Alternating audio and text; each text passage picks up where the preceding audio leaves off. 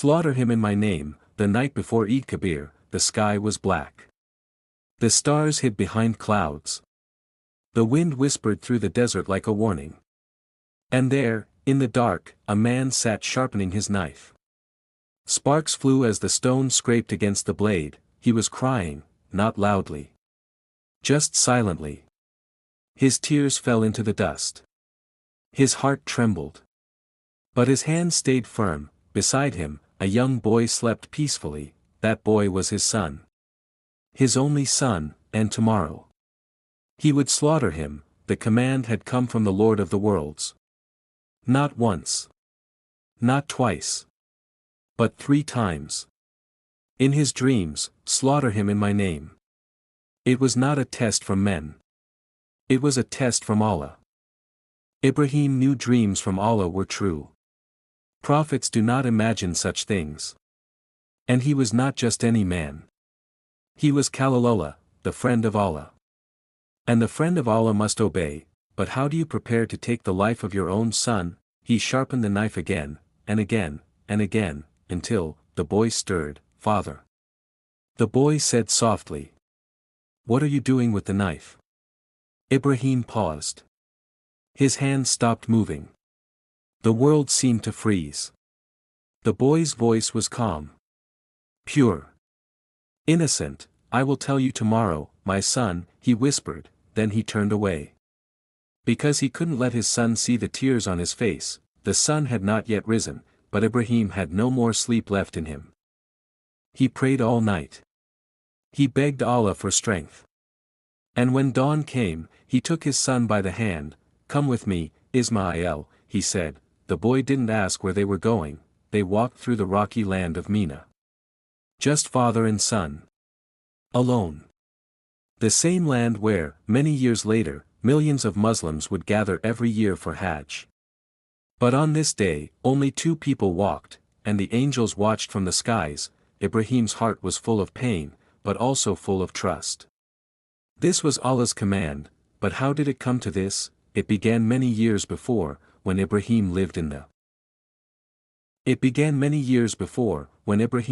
the land of Babylon. He was younger then. Brave. Bold. And he believed in only one God. His people didn't. They carved idols with their own hands, then bowed down to them.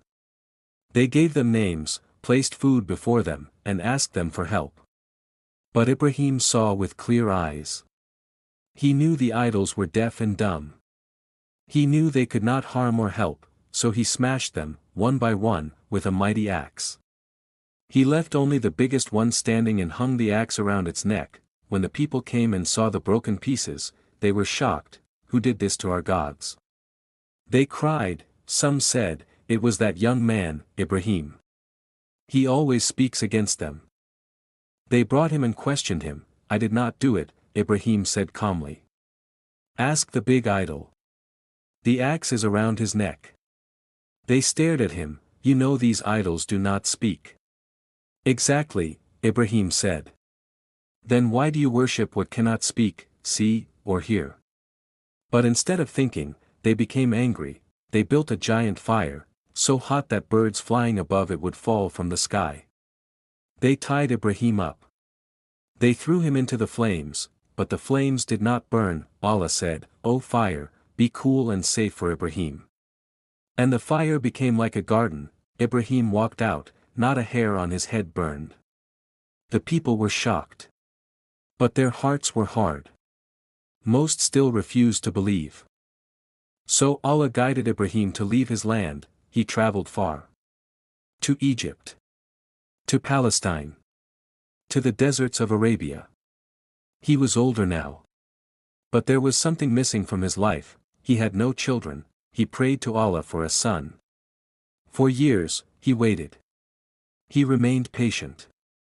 Then, finally, when he was already very old, Allah gave him a son, a righteous, gentle boy named Ismail. He was the joy of Ibrahim's life. His only child. His smile made Ibrahim's heart rest.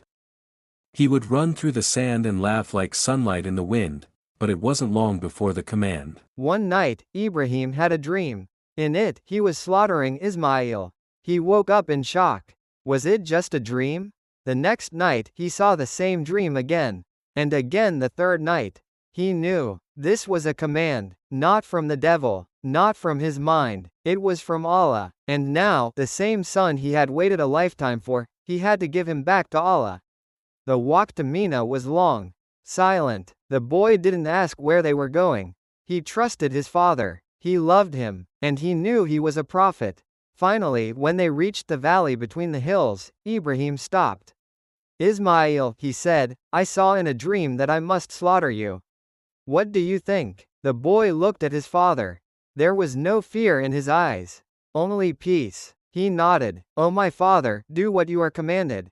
You will find me, if Allah wills, among the patient. Ibrahim looked at his son. Then at the knife. Then at the ground. He laid Ismail down, face to the earth. He couldn't bear to look into his eyes. He tied his son's hands and legs gently, so that he wouldn't struggle. He raised the knife. His hands shook. He brought the blade to his son's neck.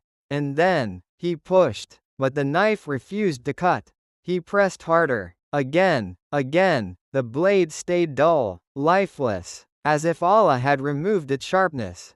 And suddenly, a voice roared from above the clouds. O Ibrahim, you have fulfilled the vision. He dropped the knife in shock. He turned and saw a great white ram, massive and strong, tied behind him. Sent from Jannah, the angel Jibril stood above. Slaughter this instead, he said. Ibrahim fell to the ground in tears, not of pain this time, but of relief and joy. He had passed the test. But just as he reached for the ram, a figure appeared at the edge of the valley, cloaked, watching, waiting. It was someone Ibrahim had not seen in many years. Someone who did not come with peace. And that figure was walking straight toward his son. Like and subscribe to my